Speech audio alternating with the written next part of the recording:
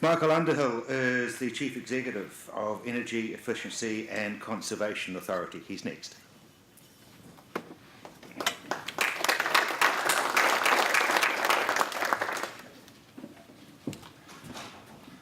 Well, thank you very much. It's always good to speak after Andy because I can correct some of the things he says. I'm going to talk about Christchurch as a sustainable city, and I am a NABFrau. Andy, do you know what that stands for? So it stands for not another bureaucrat from Wellington, and a few people get the F and the B confused in the initials. But so I apologise for coming to Wellington. My only saving grace was I went to school and university in Christchurch. I still support the Crusaders, even though the Hurricanes are a fantastic rugby team and have had a huge winning ratio this year. Not. So let's go. Have I got the thing? I have. So I think there are two Christchurch challenges. Remember, I'm speaking from an energy and a sustainability perspective. And the first thing is coming ready or not, rebuild is happening. We can argue how fast it's happening, but what I say is energy efficient building design is a critical part of the happening. The building's going to last 80 years. This is the time to build energy efficiency into it. The second part of what I want to do, and I've got a couple of slides on this, the aspiration is a sustainable energy city. And that'll have a fundamental long-term change in how Christchurch operates and how it's seen. And there's very few cities in the world that do that, but by hell they see some advantages. So my challenge is, we must do the first one. Are we up for doing number two, the sustainable energy city? So just in the energy efficiency part, I've been impressed by the way in which developers of new buildings are taking advantage of a service offered by Cafe and by us, offering design advice on energy efficiency. And it's interesting, we've had a lot of square metres of floor area coming through the process. They're saving about $8.50 a metre on their energy costs. A large percent intend to implement, and the cost of doing it is minimal compared to the cost per square metre of putting a building in. And here was the barrier. The barrier is that unless the owner asks for it, often the developers and the engineers won't offer it. And so I think there's a barrier that we should be able to overcome. For energy efficient homes, sort of most people think that's like apple pie. There's a number of things already being doing. The government has an insulation program, glazing, space heating and air tightness are major opportunities in this sector.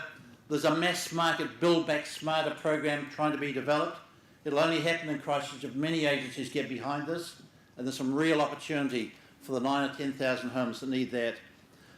Low emission wood burners, the new low emission wood burners are virtually no particulates, that needs to be encouraged. And actually doing things in your house is a very nominal cost, if any, of doing it. And if there's any capital barrier, can we look at targeted rates and other means of doing that? A number of councils offer targeted rates to help that capital barrier. Why do it? Well, New Zealand homes are really inefficient. And the analogy I use, if you get a chainsaw and cut a 1 metre square hole, that's sort of that size, that's how much air leaks in the average New Zealand house. It's a bit like the Hurricanes hitting tries across their line, but it's a huge amount of energy just wasted like that. So cold, drafty homes equals unhealthy homes, and we have the highest respiratory illness rate in New Zealand because we live in cold, drafty homes. So I'm saying some real serious benefits for health, for well-being, even absenteeism from schools. So we're trying to say, in terms of innovation, we need that to change. Before I go into the sustainable city part, it's interesting to just put in perspective the energy in New Zealand, because most people in New Zealand think energy is electricity. Well, it ain't. Electricity, if you look at that left-hand very poorly coloured bar chart, is the smallest of the energy forms. Transport dominates energy. Heat, industrial heat is much bigger than electricity, and electricity is the smallest part. We have a significant amount of renewable electricity. You can't see the renewable line on transport, i.e. it's bugger all, and there's actually about 30% of process heat is renewable. So if you look across that sector and you think about how we use energy in Christchurch, and if you're looking for the sustainable opportunity, then you're saying, where can we move in that space? And if you think about greenhouse gas emissions and climate change, and that's something that sustainable cities around the world really get their head around, half of it's due to Andy West and his damn cows, the other half is due to the energy that we use. It's a bit hard, Andy, I think, to stop the cows doing what they do, but actually we have it within our hands to do something about the energy part of the carbon that's emitted. So that's why it's such a critical part, and actually I think there's a way through it with innovation. So, if you look at a sustainable city, it's far more than just the simple energy efficiency. And I think that's really important to know that. So, as well as energy, there's water, waste, air quality, and one of the speakers, Alex Cutler, was speaking one of the sessions right there, Alex, you were talking about the wider frame of that. Low carbon is really critical. And actually transport, if you go according to my previous slide, is a really important part of doing something there. I was interested in Christchurch. You're looking at a district heating scheme. That could be an icon of a way forward as a part of a renewable city. But all the cities that have picked up on this have had strong civic leadership to say, we're going this way. And here is the interesting thing. There's quite a mobile group of young people internationally with real creative skills that are wealthy enough to go for the lifestyle. And the research on the cities that are branded like that, they go for these cities. Now, why would you want to live in Vancouver when you could live in Christchurch? Or why would you want to live in some terrible Northern European city when you could live in Christchurch? And I'm just saying, this isn't something to make you feel good. There's some significant economic benefit. Some even may go to Lincoln, although I doubt that. So all I'm saying is, it becomes a significant point of, you watch it, it becomes a significant point of differentiation. So, just putting in more practical terms, if you're a sustainable energy city, and we've been through and looked at each of these areas, it ain't just about energy. There's about 12 arrows on that diagram, and as you go around there, these are what we call the co-benefits.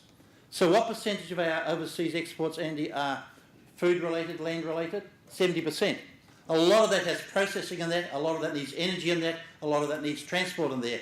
So if you can brand it as low carbon, that certainly helps in the demanding markets overseas. And you work all the way around to worrying about your auntie living in a house that is poorly insulated and she gets asthma, etc. The co-benefits are the real benefits. And that's the thing to think, that it's not just energy. So where's the innovation? Well, actually, technology is washing over the whole energy landscape. I just have a couple of examples here. But LEDs, we've all got the torches with LEDs. They're bloody expensive. We're gradually putting them up into our light bulbs. But think about streetlights. They're big energy users in Christchurch. If you put LEDs, there's no maintenance because they last for 50,000 hours. So there's a series of paradigms that go through just with LEDs. Renewables. Low emission wood burners. I know wood burners are sort of a dirty subject in Christchurch. But these low particulate, low emission burners are a very renewable source of energy. And in the house, heating is half the energy. Ultimately, PVs and heavy roof, we sort of don't think they're economic right now, but we're certain they are going to be. And then think about transport. You live in a flat city. How would EVs go? Even Roger Sutton rides a bike. And we walk occasionally, efficient vehicles. So there's a real opportunity to pick that up. And the technology is rolling through. I drove a Mitsubishi Outlander. And I've always been against SUVs because from an energy efficient point of view, they're really inefficient large vehicles. This SUV, which is a plug-in hybrid, 1.9 litres per 100 kilometres. That's a long way you can go on that car. And it feels just like another SUV. Mainly Aucklanders buy them to go to buy latte with. But all I'm saying is it's coming into mainstream. There's the technology going through there. The thermal envelope design, we've had quite a bit of discussion about that. The thermal envelope around the outside of the building is a major part of how much energy we use. This is where we need the design engineers and the technology coming through to say you can fundamentally change that. As simple as realigning to face the sun is one way to go. And the final thing is behaviour change. I know if I did a survey in this room, the average time you all spent in the shower this morning, except for Andy who doesn't have a shower in the morning, was 10 minutes. Actually, you can wash yourself in a lot less than that. So the behaviour, and shower water is 80% of all the hot water used in the house. Hot water is about 30% of all the energy used in the house. So if we change our behaviour, and technology can help with that, very significant gains. I'm just about finished. Hang on. So can Christchurch do this? Well, actually, I think Christchurch can do this. And one of the challenges, I think it's easier for Christchurch to do this than a number of other cities bravely and courageously trying to do it. The electricity is already 75% renewable. Most other countries in the world is about 3%, so it's a real effort for cities to try to brand themselves that way. Flat city. I remember I used to cycle always into the nor'wester or the easterly, always against it. But But a flat city is great for bikes, walking, and of course electric vehicles. Efficient heating and low emission wood burners are very renewable, so very good for sustainability. And of course with the rebuild, this is the unique opportunity, as several said it's unique, but to capture sustainability. And I think PVs will become economic, and that's another step along the way. What's missing? I think leadership's needed, and it's right for a NAB frau such as me to make this sort of comment, but I think it needs leadership to make the commitment. I think the cost to the city is actually very small, and I think Christchurch could develop a sustainable energy charter to say we could do this, and we could establish a small energy city group to push and give info to do that. And I think not just the branding of the city, the economic benefit to the city would be very significant. So my final slide, I've got 10 seconds. Now is the time to set the type of city that our grandchildren, great-grandchildren want. Now, my grandchildren are reached into their early 20s now, and they're going to have kids, so great-grandchildren aren't that far away, but we need to think of the sort of city we want to go into the future, and that starts now, right on zero.